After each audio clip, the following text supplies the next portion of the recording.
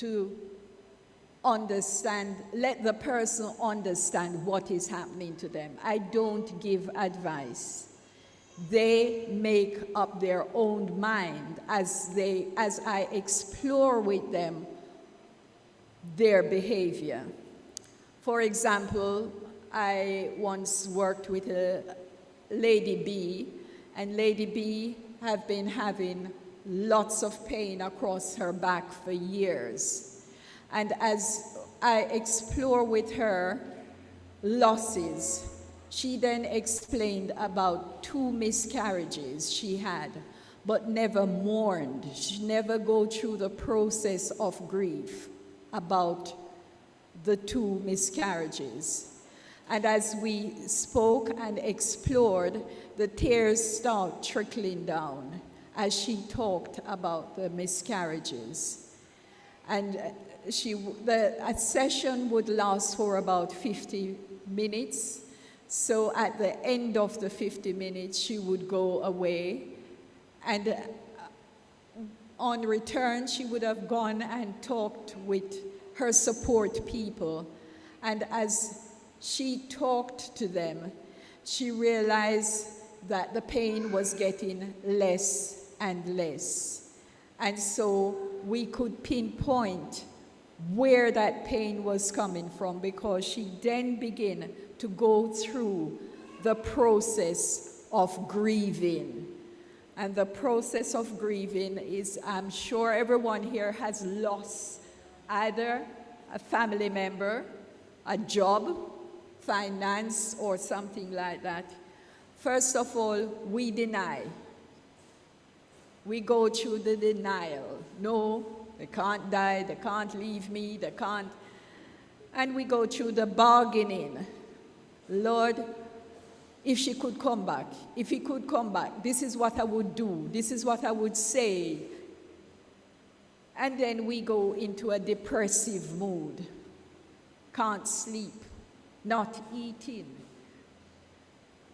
Tears, just crying. And then we go through the guilt stage.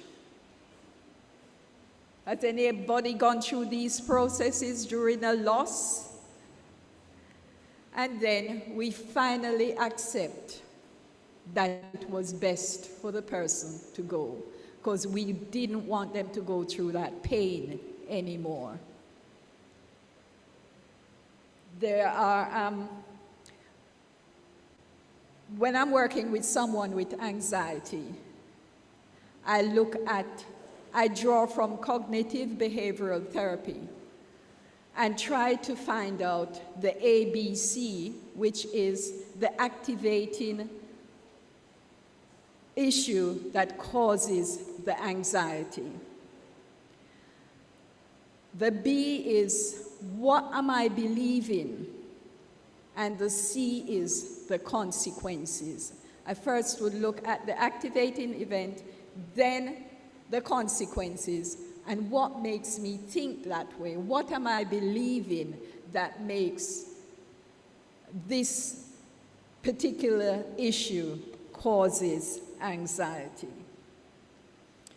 If I'm working with severe anxiety, severe disorder, I would draw on eye movement, desensitizing, reprocessing, and is by taking the individual through the darkest part of the tunnel until they can see a glimpse of light. Sometimes that person cannot go through that safe part of the tunnel, so I would get them to think about a safe place. So whenever they're getting too agitated, I take them back to a safe place.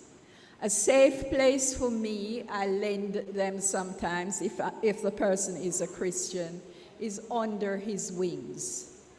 So sometimes I personally use it, sing the song under his wings and curl myself up like the mother hen gathers the chick under his wings until I feel safe again.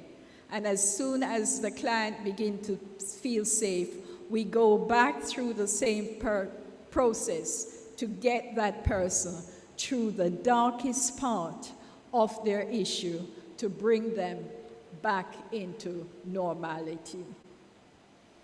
There is person-centered, is where the counselor just sits and listens.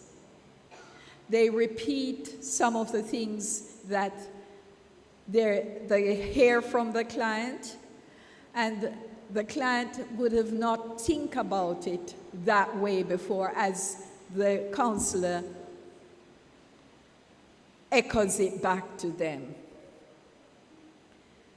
And then as they begin to hear how they're thinking and hear what they're believing, they can then make changes to the situation they are in. Mindfulness.